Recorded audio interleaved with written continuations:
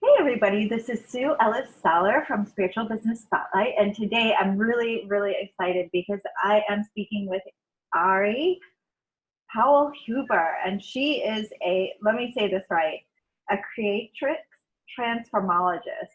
So hey Yep. Ari, welcome, Hey. welcome. Hi. Thanks for Hi. having me. Thank you for being here. After we got through the Mercury retrograde business here, and We yeah, it's just did. so. We Tell me a little bit about yourself and what you do, and yeah. okay.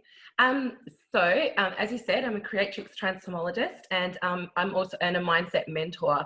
So, what that means, because a lot of people go, oh, okay, right. Um, all it means really is that I'm licensed in a very specific process called creatrix. Um, and it is a female specific process that's designed to help women transform their limiting beliefs and blocks and release those so that they can move into new positive beliefs about themselves so they can be awesome basically. And I also help mentor women around their mindset, and just really helping them to develop strategies and techniques, helping them to see the situation that they're dealing with for what it is, and just sort of moving them through that so they can kind of really transform their lives. That's really the passion that I have around, um, you know, helping women.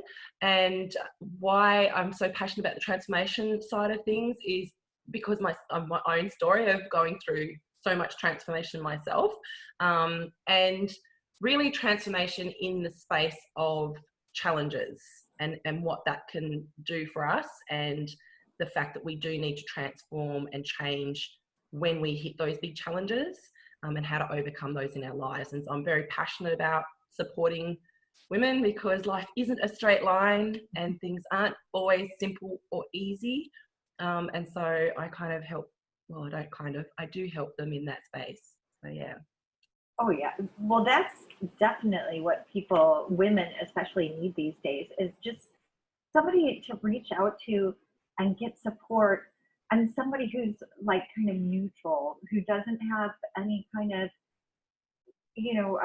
end game in Yep. the helping. Yes. So really with the eye on what the woman needs rather than what this person needs or that person needs or the other person. That's probably why the woman is facing challenges to begin with. Yeah, absolutely. And I think that's you've absolutely hit the nail on the head with that one, because I think a lot of the women that I work with, and the new kind of direction, I'm kind of slightly going in a different direction, though it's sort of the same thing that I'm doing, and it's all about the emerging woman. And that is a space that I'm getting really excited about, because I see a lot of women, and I mean, I've just turned 40, and I see a lot of my peers, and they're really challenged and struggling, whether it's through career change or marital breakdown, or just a new kind of perspective where they sort of realize, is this really who I am? Is this really what I want? And that can be a very confronting time where they are really redefining who they are and redefining what is authentically them, or discovering even that, wow, I've kind of been playing a role my whole life, and ignoring who I really am that whole time and suppressing who I am that whole time. And that can be very confronting.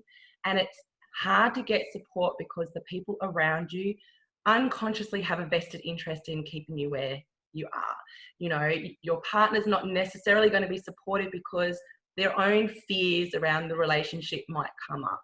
Even if you've got adult children, they're not necessarily going to be supportive because their own, but hang on, but you're my mum and you're like this, not like something else. Your parents, like work colleagues, friends, they all unconsciously have a role that you play, and by you redefining that role, it's a threat. And they're not even conscious of that. And if you ask them directly, they'll be like, oh my God, I'm so supportive of you. But what actually comes through isn't always that support. So yes, for a woman who's emerging, for a woman who's rediscovering and reconnecting, having someone who is like, I don't care how you redefine yourself. That's none of my business. All I'm concerned about is that you redefine it in a way that you love, that connects you to your joy and your passion and your pleasure and fulfillment of life. And that will look different for everyone. And I honestly don't have sort of a vested interest in what that might look like. So it does help then to support women that way. Right. So your vested interest is in the woman emerging and feeling happy and comfortable with what she's created for herself rather than manipulating in a specific manner. Yeah.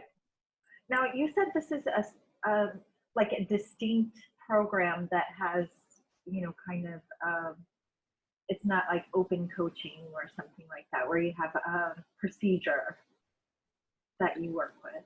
Or... So it depends. It depends on like each person is different, and what each woman needs is different, and what's holding them back will vary from person to person. So so I'm always a bit reticent to kind of say, oh, this is how I will work with you.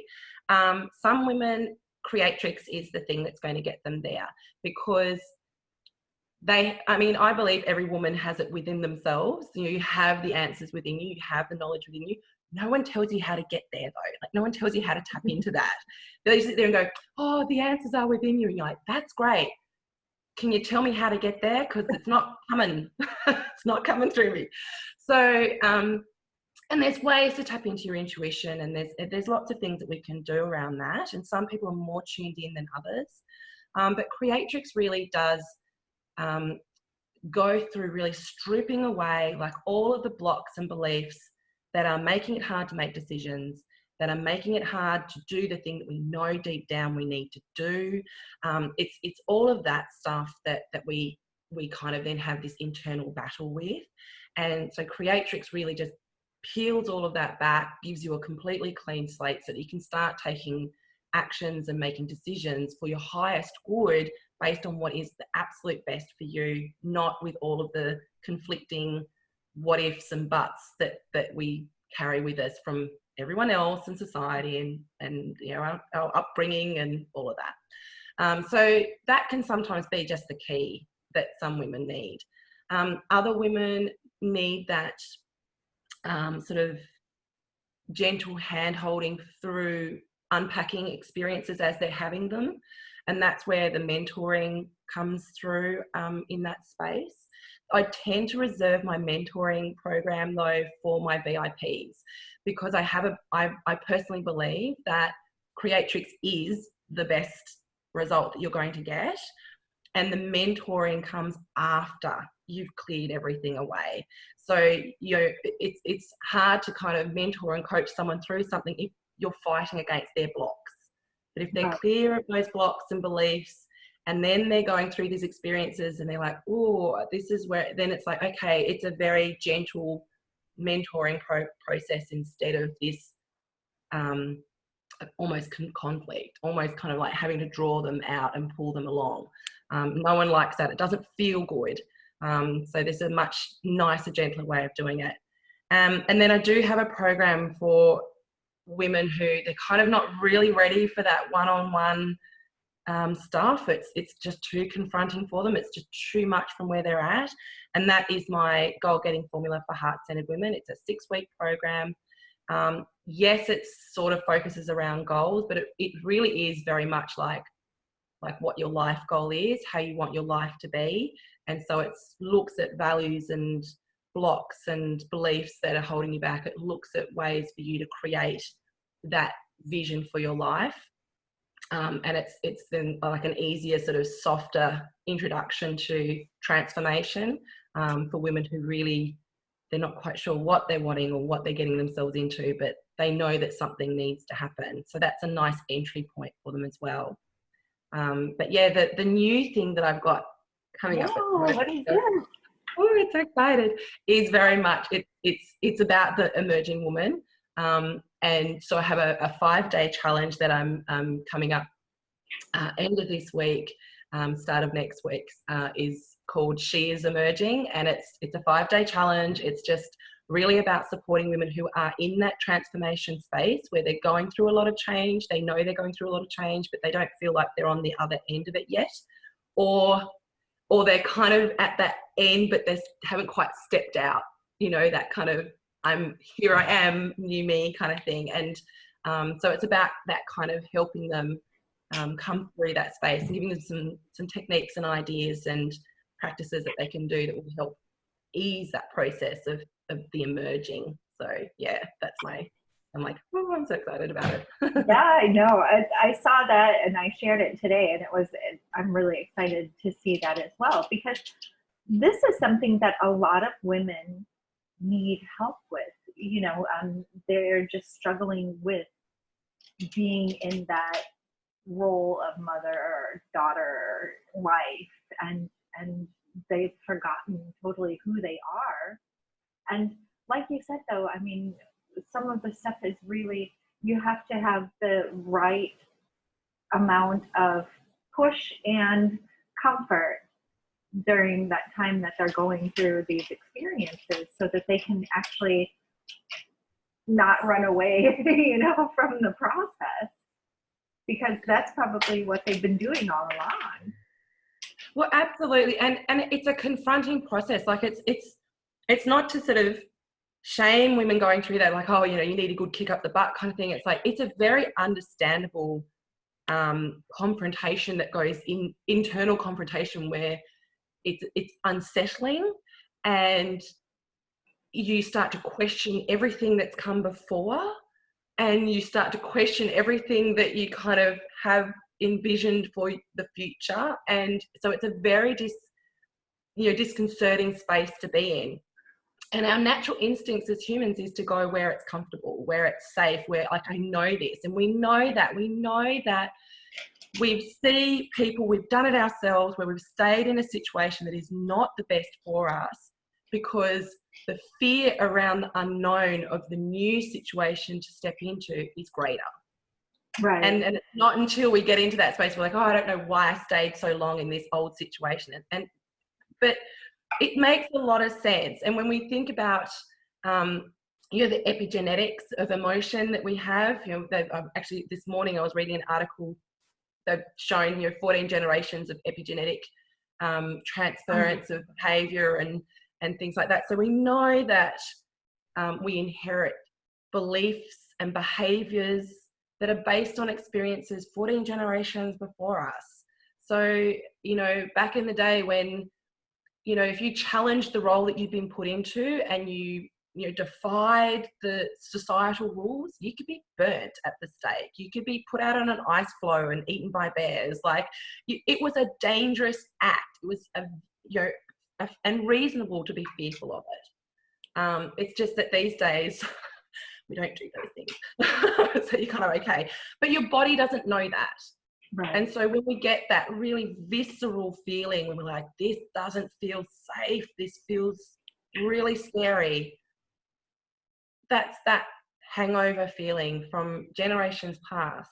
It is actually understandable. It feels irrational because of our current context, but it actually is very rational when you think about when that belief, when that fear, when that thing that's stopping you was actually first developed.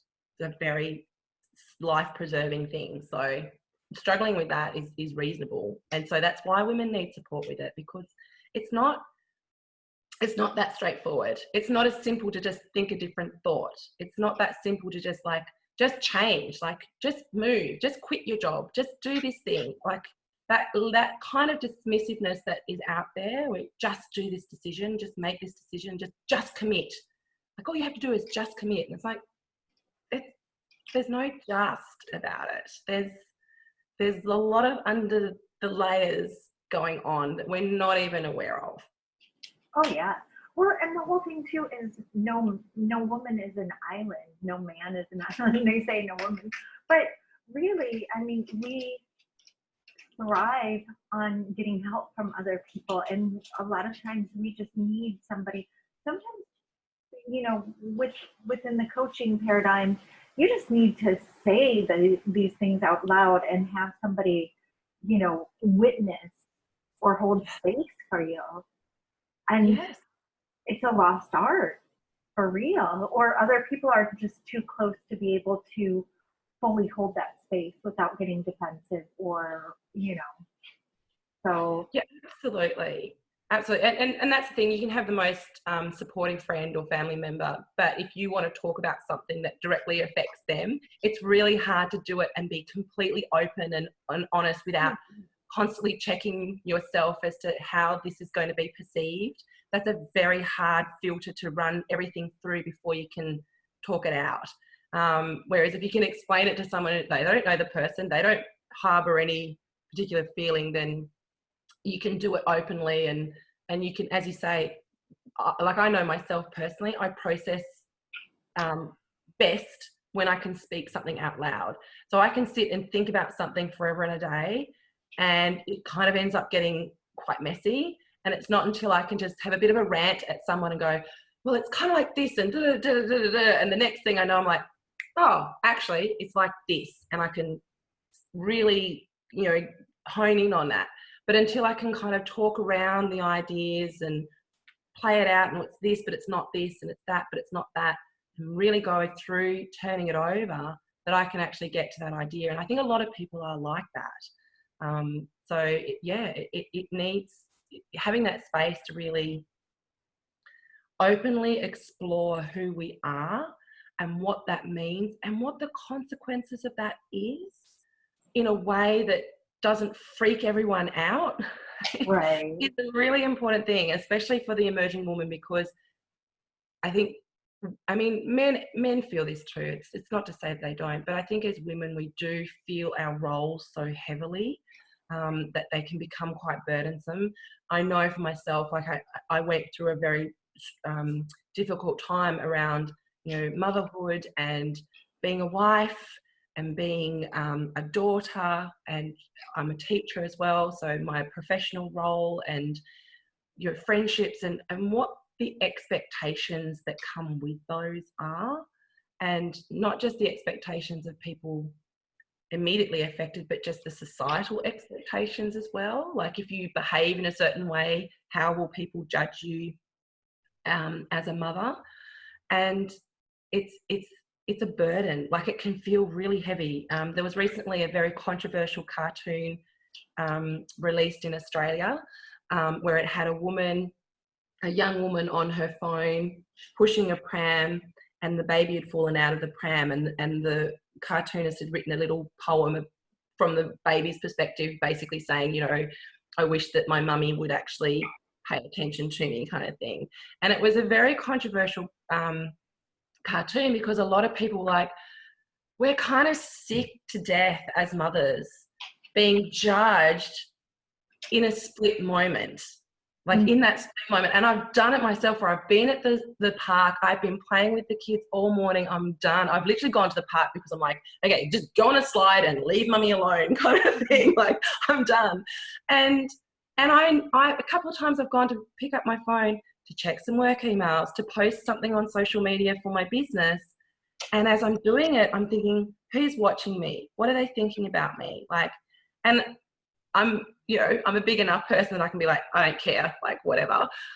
But I know that not everyone feels that way, and it's hard. It's a burden that we carry, and to shed that burden and go, you know what?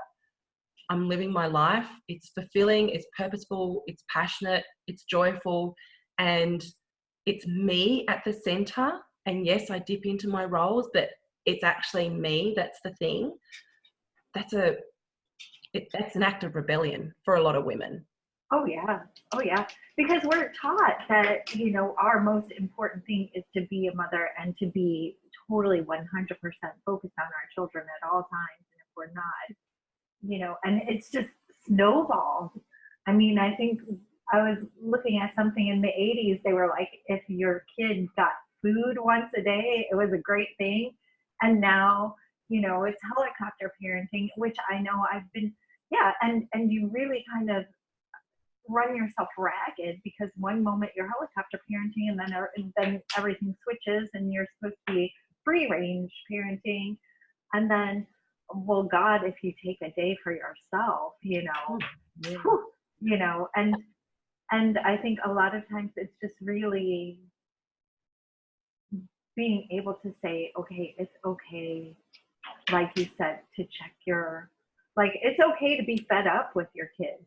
At the end of the day, it's okay that, you know, to be overwhelmed. Like, if I have to do another load of laundry, you know, I want a cannon and I want to stuff all the laundry into the cannon and be like, you know, Yep, that's it. I'm burning it out in the backyard. Yeah. who needs clothes? We're gonna go into, yeah, Right. yeah, and And they put on the clothes and you're like, damn it, they're wearing them. Now I'm going to have to wash them again. Like, so, yeah, right, yeah, it's yeah. like, what?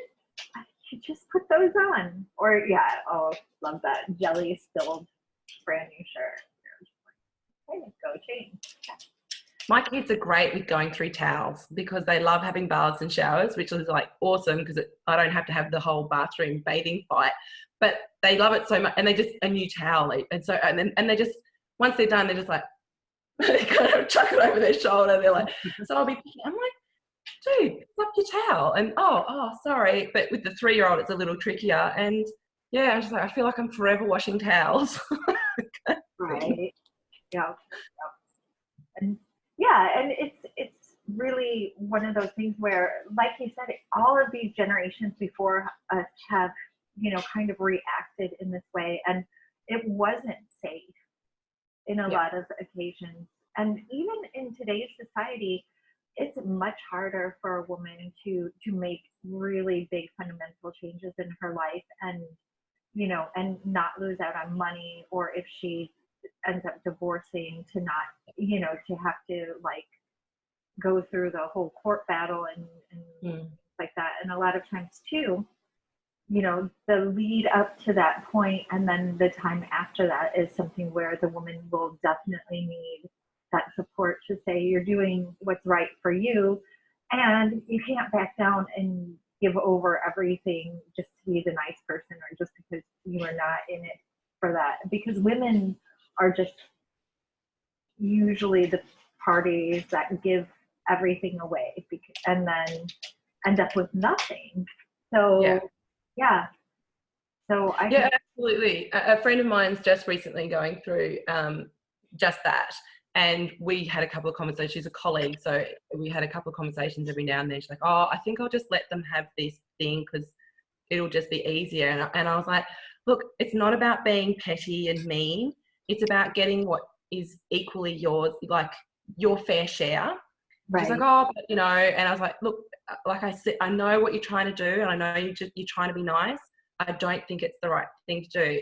Well, about a month or so later, it came back that, oh yeah, he's trying to screw me for everything, and he's taking advantage of that stuff. And I was just like, just go down the line, become emotionless about it, and just do like the rule. You're not being mean, you're not punishing him, you're not doing it. You're just, this is your lot, and you are entitled to that, and actually claim what you're entitled to.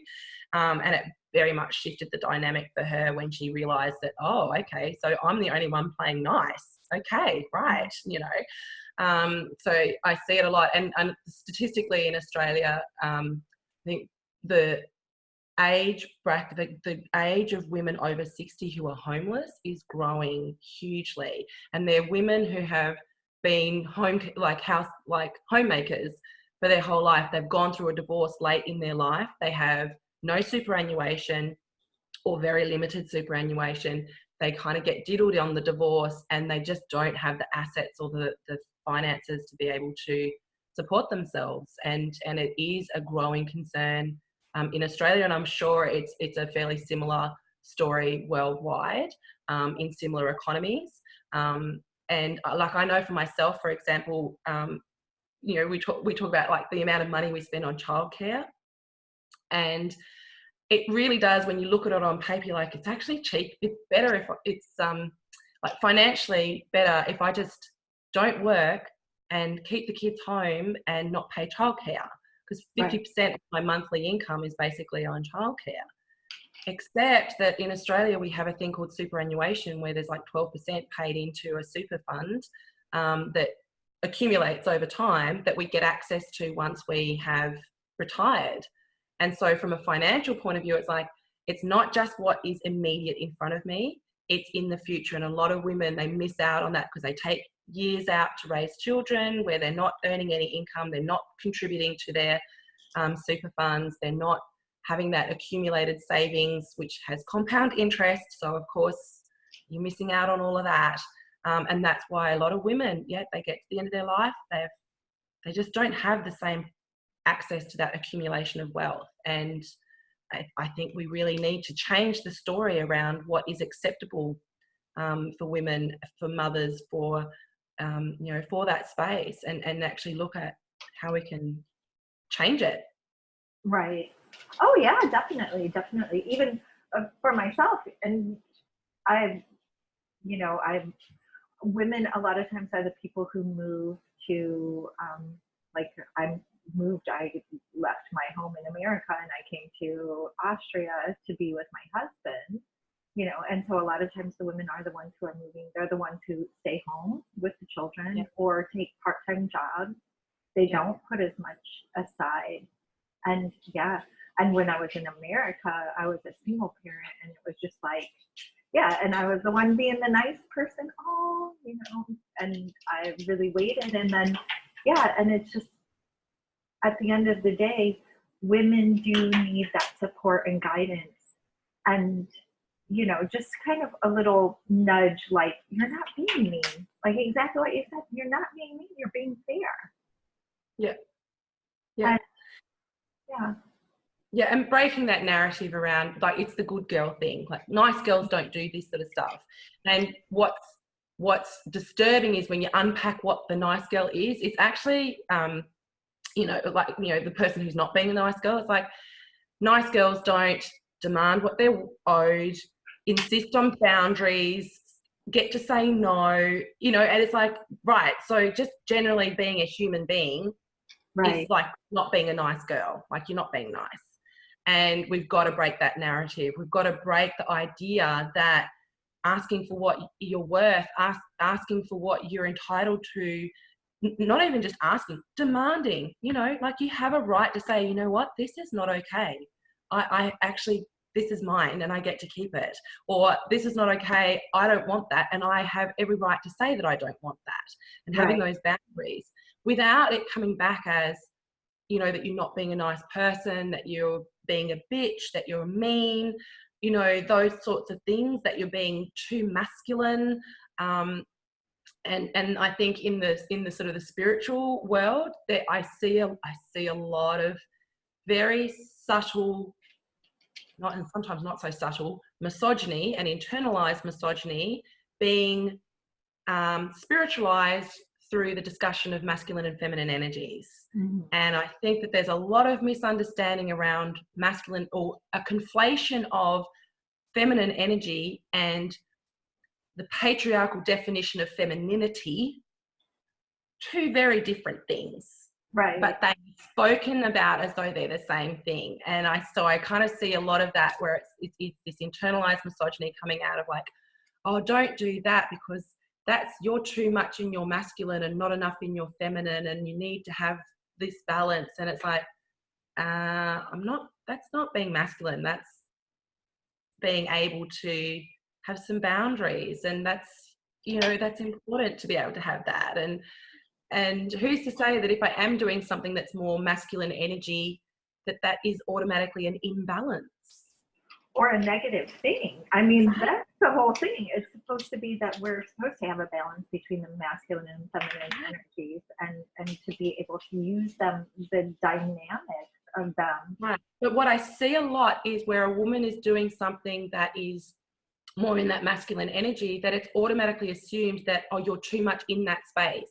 Mm-hmm. By simply dipping into it at all.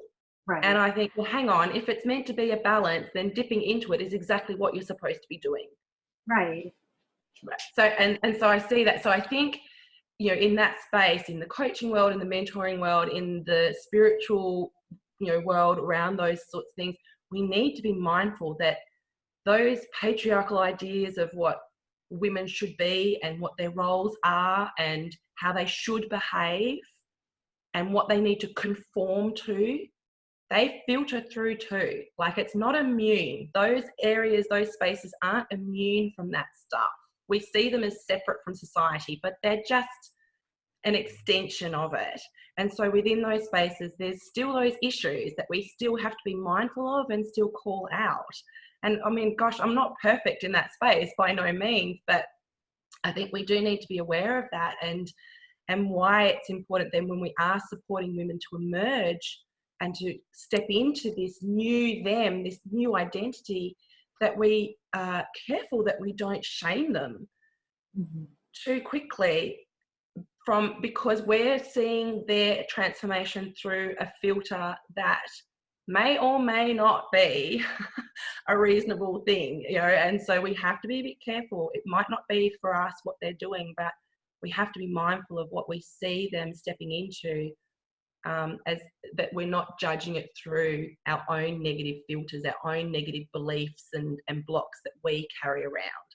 So, and that's why I suppose I get so passionate about the idea of the emerging woman and helping them get through that space, is because I see way too much judgment being thrown around, both in their own lives, but also even in this more self-help, self-improvement, self-development space. There's still a lot of, how dare you behave in that certain way? And I think we need to support women to, yes, okay, sure, poor behaviour is poor behaviour, you need to call it out, but when it's something where it's like, look, it's not how I do it, but whatevs kind of thing, I think that's a reasonable attitude to, maybe that's the Australian in me where I'm just like, yeah, she'll be right, mate, kind of thing. But I think we need to create that space for women to emerge and understand that how they emerge isn't always going to be how we would like them to emerge. Right. Right. Or even in a way that they would have foreseen themselves emerging sometimes. Completely. Yeah. And so it's not just something that has to do, I hate to say it, with a granular, it's like a minuscule thing, and the microcosm of, the macro thing of society and how it affects these women as individuals. And so by changing them so you're working on two different fronts then, kind of working on, I don't want to say smashing the patriarchy, but bringing new ideas and new ways of helping women to kind of stand in a new and emerging role. Yeah, absolutely. And yeah, look, I'm a bit loath to say smashing the patriarchy as well, because I think it's kind of almost been turned into a comical kind of thing. But look, I think there's some real validity in, as long as we understand that the patriarchy is not about like men as such, it's about a structure. Right. And women participate in the patriarchy as much as men do. And so it's not about like man versus woman kind of thing. It's about people against a structure that is inherently discriminatory. Right. And not just against women. So I think we do need to kind of dismantle it to some extent, or at least challenge the aspects of it that aren't working for everyone. But yeah, I think it's, for me, I probably don't have such a global, like that big space. I kind of have that more, if I can have a ripple effect out, that's where change happens. I come from a teaching background. I have students in front of me 3 days a week, and that whole corny saying of like, they're the future. It's like, well, they kind of are. Mm-hmm. What ideas they bring to their adult life and therefore pass on to their children will ultimately shape whatever the society is. If they simply bring through the same ideas as before, that it will continue. What is now will continue. So not that I'm about indoctrinating kids or anything like that, but having that influence as a, and as a mother of children as well, like knowing the impact that what ideas come through this younger generation will ultimately be what defines society as a whole. So yeah, I think there is that, and I do see that as an important element of the work that I do, which is that there is a ripple effect. I'm helping women because women have a huge influence on their children. Women have a huge influence on their communities and with the women around them as well. We are, I think, generally speaking, women connect with more women more frequently, whether that's because of a natural biological tendency or whether that's because of a patriarchal structure that's kind of, what we do, actually doesn't matter. It's just that's what it is. And so it means that they can have a huge influence on their community and the ideas that are out there. And if we can help women become truly empowered, and I don't mean like wanky self-development empowered, I mean like empowered, where they're in their power and they are able to be, courageous and confident in what they believe and how they want to act, and to be able to put that out there, whether it's just in their home or whether it is in a broader context. That's a powerful and exciting place to be. And that is also then this emerging woman in that bigger context of where women and the role that they play in society can fit as well. So yes, I do get a little bit ranty and excited about that kind of stuff because I'm immediately go, oh, the implications. But yeah, I get excited. Oh yeah, but it's exciting stuff because, like you were saying, it's exactly that. Like I've been talking about things like we are the elders right now. We're the ones who are, creating these systems or, changing them to be more flexible and more less discriminatory, more open, more friendly towards everybody in society instead of being in these rigid, solid dogmas of the past. Yeah. So yeah, absolutely. With being a teacher and with being a parent, you're on the front lines of really having space to influence the next generation and beyond. Yeah. And you do a lot of leading by example, don't you? Yes, I do, mainly because I honestly don't feel I can be genuine in teaching something if I'm not doing it myself. And that can be challenging sometimes as well, because none of us are perfect. So there are times where, and I think it might have even been you that posted something earlier this morning about when you're giving advice and all of a sudden you realize that the advice is what you, and I was like, all the time. That happens to me all the time. And I honestly think that sometimes I get clients specifically so that I hear the message that they need to hear, because there'll be like it's freakishly relevant every time. Even when I'm working with a long-term client and like from week to week, what we're talking about changes and shifts, it's so weird how it mirrors what I need to hear at that time. So yeah, I do really, I think it's really the only way that you can lead is through that example of, I can't ask someone to do something that I wouldn't be willing to do myself. Right. It's easy to say, oh, you should do this or you should do that. Like we do it all the time. Oh, you should do this. But ask yourself, if you were in that situation, would you do that? Because it's not always the same. So I do try and I think because I'm a storyteller, I'm a natural storyteller. I will tell all sorts of anecdotes and, oh, there was this one person and this thing, and I read an article about, that's how I teach, I suppose, as well. So I think the easiest way that you can legitimize what you're suggesting or, guiding someone through is to kind of go, well, this is something I'm doing myself. This is the result that I'm getting from it. Like it's not just a thought bubble. This is actually something that I'm testing and trialing myself, and these are the outcomes. Or I tried that myself, it didn't work for me. But here's the things that I learned from that, and why it might actually still work for you, because we're different people. So I think talking from experience of something is a really powerful place, and it also again empowers the woman, that emerging woman, to then talk from her experience and to validate her experience of her life and her transformation, so that she doesn't feel like she knows nothing and I'm the keeper of all knowledge, which I think is a terrible dynamic to have.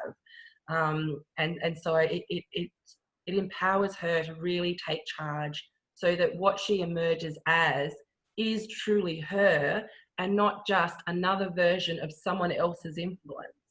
Right. Yeah, I can see how that would be really, really important. Yeah. So what's this challenge you're doing? Like, you have a 5-day challenge. Will people who watch this on a replay or something still be able to get into the 5-day challenge? Yes. So on the 24th of November is when we're starting. Okay. So they can sign up for it, and I will be doing lives in my group and sending out emails as well. So anyone who joins late, if they sign up through the link, they can still get the emails. And I always set it up so that, if they joined on, say, the Wednesday kind of thing, then the Wednesday will have, well, this is today's, go into the group and this is today's little activity, and here are the links to the videos from the previous days. So they would still have access to those.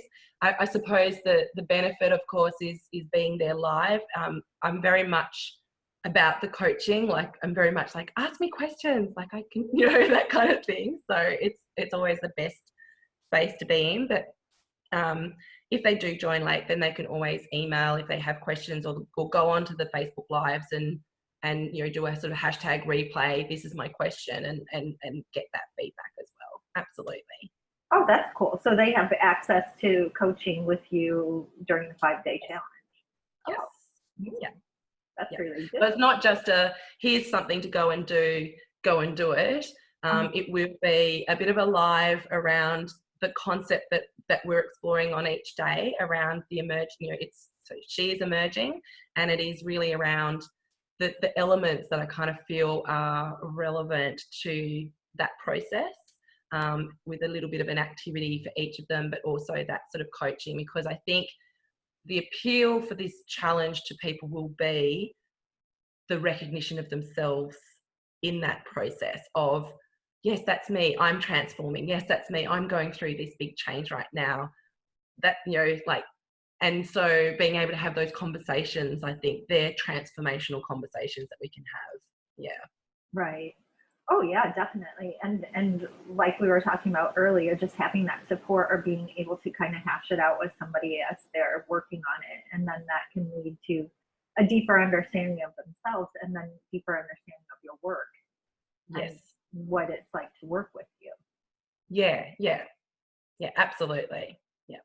And before we started recording, we were talking about like busting through blocks that people have towards really kind of like, is that important for people to be able to like recognize and deal with their blocks before they can fully appreciate themselves or emerge?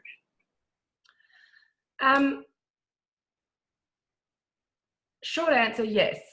I think to really fully be able to step into ourselves, being able to remove some of the blocks that prevent that is really important.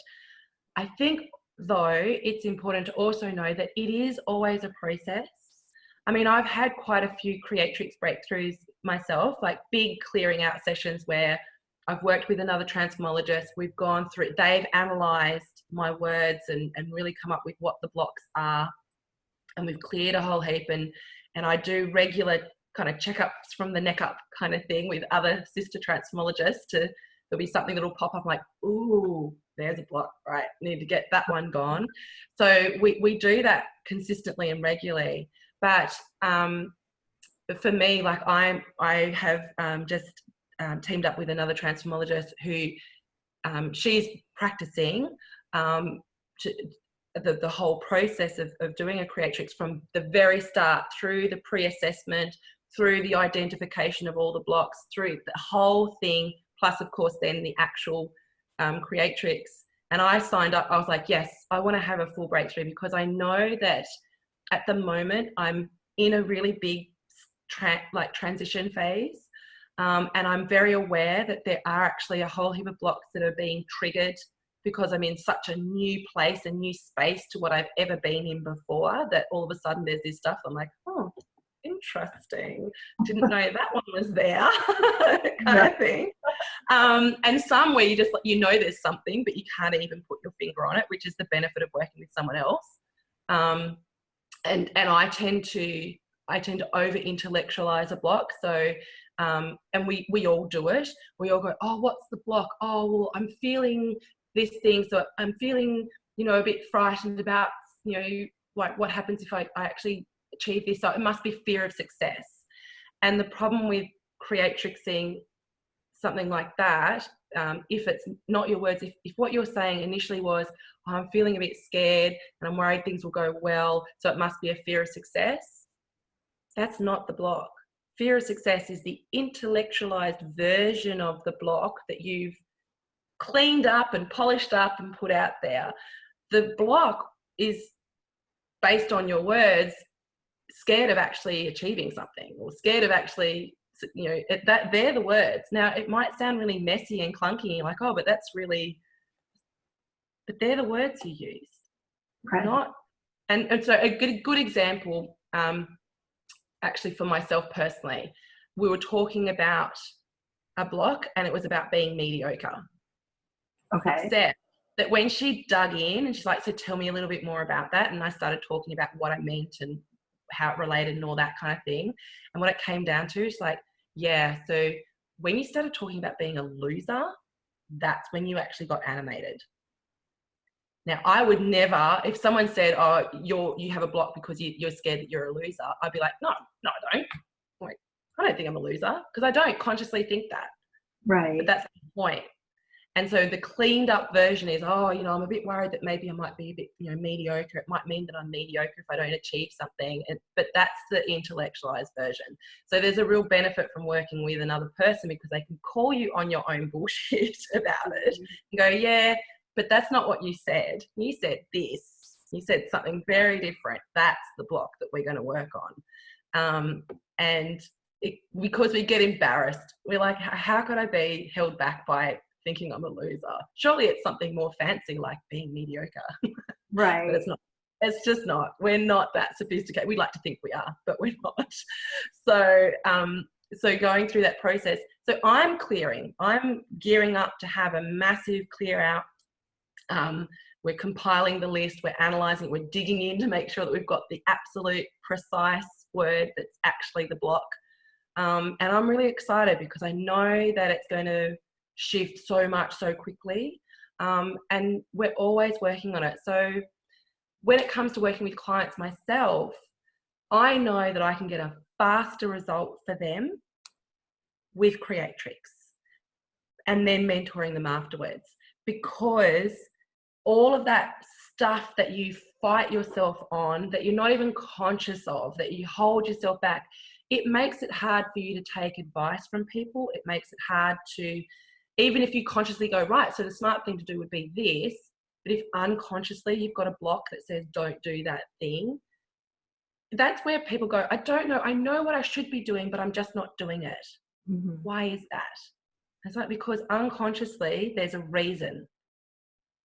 Doesn't make sense to you on a conscious level, but unconsciously there's a reason why doing that thing that you know you need to do in order to be successful is a bad idea. Right. If you can clear that belief, and it might be something like, you know, it might be something like fear of rejection, or, you know, fear of success, or it could be a more nitty-gritty kind of phrasing of that. Whatever it is, if you've got that block, I can sit here, I could be a billionaire coach person saying, this is how you make like $1 trillion in 24 hours and have a proven method that totally works. But if you've got a whole heap of blocks that says that's not possible, it's not going to happen, I could literally give you all my information for free. You're still not going to be successful. Right. It's just because you're blocking it. And we all do it. We've all had those moments where we're like, I'm not quite doing the thing that my coach told me to do, or I'm not quite doing the thing that I know is going to get me the result. I'm sort of doing it, but I'm not really doing it. We've all had those moments, blocks. And so clearing those blocks means we can move faster. I can still get amazing results for my clients without creatrix beforehand, and I can move them and get them, stuff happening. And that's why the course is so successful and women are getting huge transformation with it in and of itself. But I also know that if you want the fastest result, then clear blocks first and then move on. So for an emerging woman, she'll emerge regardless. But how quickly that process is and how painless or painful that process is will be very much dependent on what blocks she might be carrying around, what limiting beliefs she might be carrying around that tells her unconsciously what she is and isn't allowed to be doing. Right. So it's a little bit more pointed than therapy, where you're not going to be running around. And I don't want to say it in a bad way, because I really appreciate therapy, but it just feels like sometimes you run around the same issues for a while and don't really make any traction. Yeah, and I agree. Like I never put down any other therapy or process or modality that anyone uses, and like the reality is they all get a result of some sort. Yeah. So if they didn't, no one would be forking out heaps. And that's what I was like. It works. I'm not saying that, but I think for me, and particularly when I've had blocks that relate to very traumatic experiences, that's where creatrix it really does, because I only need to hear the story once. I do the pre-assessment with my client, and that's where everything gets poured out, and then I never talk to them about that experience ever again. In fact, I don't even talk to them about what they've shared with me when we do the initial kind of digging up session, because I don't need to know the details as such. I need to know the words that they use. I need to know what language lights up the bit in their brain that causes them to feel a response. Right. That's what I need to focus in on. So it's powerful in that sense, because especially women who've come to me where they have a lot of trauma, it's been really important that they've not had to then sit down for session after session after session talking about and re-traumatizing themselves, to get a result. So that's one thing that I do think really does help it stand out in that sense. I only need to hear it once, and then that's it. It's the last time. So I kind of feel like it's the last time you ever have to tell your story, kind of thing. And I feel that that's such a powerful thing for women, to be able to go, great, because I'm kind of over telling my story, kind of thing. It's exhausting. Right. And that's a good tagline. It's the last time you'll ever have to tell that story. And then you're helping them to create a new story. Yes. So that they find themselves in a much better place within themselves. Yeah. So that's absolutely beautiful. So I think we're going to wrap up, and I really like you've got so much passion and so much energy and so much, to share with not only the people that you work with, but with a larger, to try and change society with this. I think it's fabulous. So how does somebody get a hold of you? Or I did share your 5-day challenge on the Spiritual Business Spotlight page.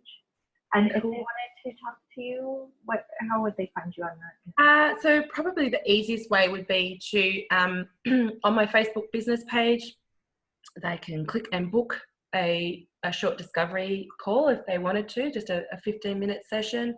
Or if they're wanting to kind of go, okay, well, I just want to test out working with you, then that's, or they can just message me through that business page as well, and I can reply to that. That's easy enough.